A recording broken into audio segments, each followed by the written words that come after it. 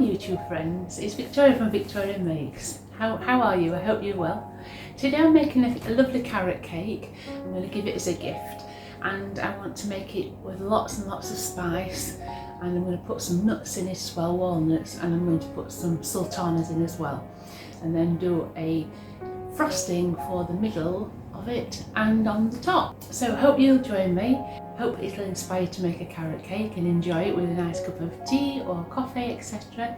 So what we need to do is we need to prepare our cake tins, and I have two 18cm cake tins which I've lined with parchment paper, both of them. So that's that done. I'm preheating my oven to 180, which would be gas mark 4.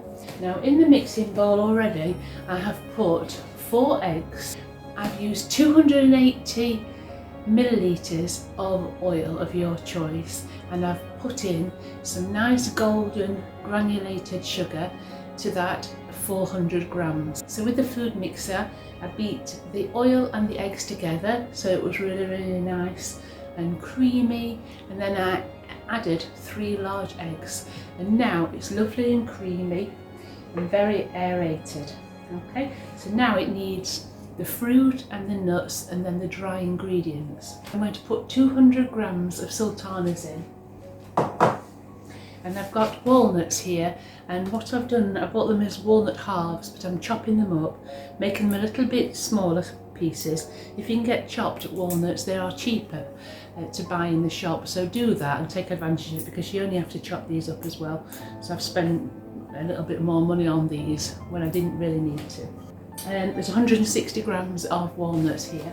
So now I've got this, and it's got all lots of bubbles in the mixer, and I've beat that up for at least 10 minutes so it's really aerated. I'm going to fold in the nuts, and I'm going to add all the dry ingredients. So first of all, put the nuts in, then we'll put the sultanas in. I've also got 580 grams of plain flour. In this I'm going to put cinnamon and nutmeg, a little bit of ground ginger because I like a little bit of ground ginger. You're looking about half a teaspoon of each of ground cinnamon, ground nutmeg, and then probably a quarter of a teaspoon of ginger. Then you'll need 1.5 teaspoons of bicarb of soda and baking powder. So let's put that all together and give it a stir. Always make sure you sieve your flour and spices together into the mixture. It does help to aerate it a little bit, and also if there's anything that's actually gone in a flour, you know, or there's any little bits, then it sieves it out. Obviously it should be alright anyway, but it also gives a bit of aeration. Carrots, I've done 550 grams of carrots. That seems a lot. I'm going to see how I go with that. I might not put as much in, but we'll see. I put the carrots in at this stage, and the reason why is I like to make sure that they get a little bit of flour on them as well, so it tends to help in the mixture. You know, like if you have fruit, sometimes you make some scones and they say to put chop the cherries up quite fine and put them in the flour as well so that they don't sink all to the bottom.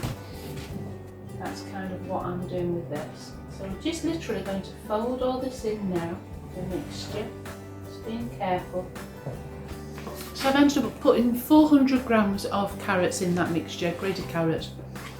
Okay, and I'm just tasting it, because what I like to do is taste it, make sure that spice is strong enough, obviously, you know, before you bake it. And this is what the mixture now looks like. I hope you can see. It feels quite firm and dense, but that's alright because it's quite, you know, a thick solid mixture, but obviously there's a lot of liquid that's going to come out of the carrots in the cooking process. So it's not like a normal Victoria sponge cake, which is a lot looser and lighter. This is going to be quite a fairly dense cake with all the weight of the fruit and the carrots and the nuts, etc. So don't, you know, compare it to that sort of texture. So I'm quite happy with that taste. So I'm going to get it into my cake tins now and bake it in the oven. Generally speaking, I will be checking it after about 45 minutes to make sure it's done. If it's not, then I'll return it to the oven. Test it with a skewer in the middle and make sure that, obviously, with a carrot cake, sometimes you do get a little bit of residue coming back on your skewer, but it's not sticky and, you know, gooey mess. I'll show you when I actually test it later on. It tastes really, really nice. The spices are good, so hopefully it turns out nice and the recipient will really enjoy it.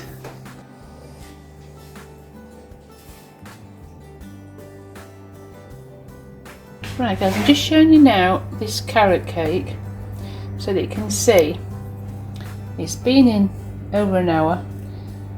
I'm going to put a little skewer in and show you that it comes out. There's a little bit of cake on it, but it's not soggy and wet. Alright, so just test it. Then what we need to do, yeah, I'm pleased with that.